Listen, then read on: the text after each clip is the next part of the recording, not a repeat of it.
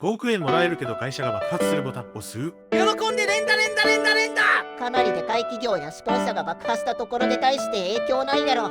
ポチ。Y電力会社迷う。お前か関東を停電させたやつ。飛び秀草。年収1000万だったとして、それでも5億もらうなら最低50年。賢いニキラならあとはわかるよな。学生はどうしたら。パッパの会社が爆発。苦労するだけやんけ。幼い。パッパを5億で養ってあげればええやん。俺もとかその他の人間の今後を全く気にしないようなやつじゃなきゃ押せないやろ。こんなん罪悪感半端ないな。むしろ5億ももらえるんか。ポチ。